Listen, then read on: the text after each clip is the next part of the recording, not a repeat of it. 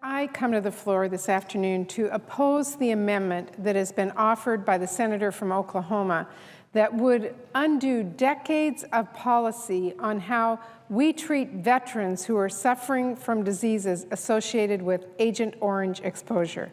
And that violates the promise we have made to a generation of veterans.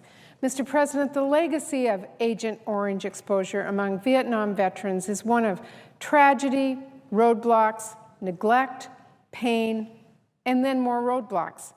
It's the legacy of our military spraying millions of gallons of poisonous herbicide indiscriminately, without any thought of consequences and without any repercussions.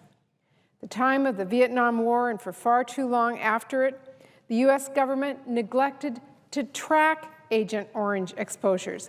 Then, in the decades following the war, our government stonewalled veterans who developed horrible ailments of all kinds from those exposures. And to further compound the problem, for decades, our government failed to fund any research on Agent Orange and any other toxins that Vietnam veterans were exposed to. Those mistakes, those decades of neglect, have a cost. It's a cost to the veterans and their loved ones. It's a cost to the government that sent them to war. And it's a cost to all of us as Americans. And it's a cost that even in difficult budget times, even with our back against the wall, we can't walk away from it. Now, Mr. President, I'm not here to question any senator's commitment to our veterans. But what I am here to do is to question the standard by which this amendment says that they should be treated. This amendment that's been offered says we should change the standard by which we have judged Agent Orange cases for 2 decades. Currently, Vietnam veterans are presumed to be service-connected when the VA secretary determines that a positive association exists between exposure to Agent Orange and a certain disease. One of the reasons that Congress chose that mechanism is because it was impossible for these veterans to prove their exposure to Agent Orange caused their cancers or other diseases. These veterans were exposed decades ago. They do not know where exactly they were exposed or how much they inhaled. However, under the senator from Oklahoma's amendment, Vietnam veterans would be asked to now prove the impossible. They'd be asked to prove that they would never have gotten cancer or heart disease or any other disease or condition, if not for Agent Orange.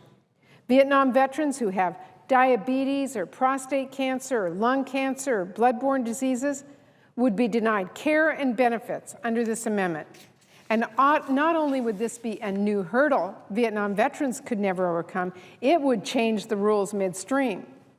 It would literally treat Vietnam veterans whose diseases have already been presumptively service-connected different from those whose disease have not yet been positively associated with Agent Orange exposure.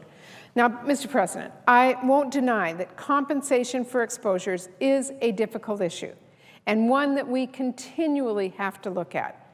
We've grappled with this issue in relation to Vietnam veterans and exposure to Agent Orange, and today we continue to deal with this issue as Iraq and Afghanistan veterans come home from illnesses potentially associated with their exposure to toxins released from burn pits or other environmental exposures.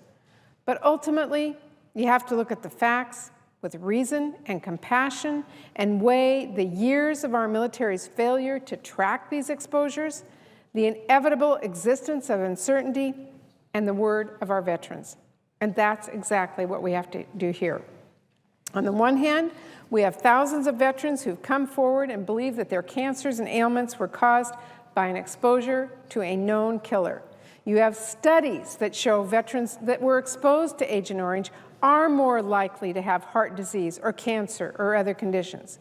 You have the Institute of Medicine that has recommended giving veterans the benefit of the doubt. And you have the Secretary of Veterans Affairs, who has decided that we must move forward to provide compensation to presumptively service-connected veterans exposed to Agent Orange for cancer and heart diseases.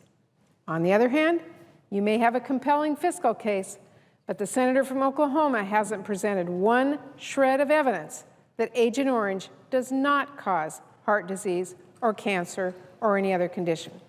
What has been presented is an amendment that asks veterans to wait until there's more scientific evidence. Well, Mr. President, these veterans have been waiting for 40 years. How much longer should they wait? The Secretary of Veterans Affairs decided that the time for waiting was over. I ask that we respect and support his decision, and we remember that even in the midst of this whirlwind debt and deficit debate, we have made a promise to our veterans, one that doesn't go away. Mr. President, Vietnam veterans have paid enough for that war. They should not end up paying for our debt.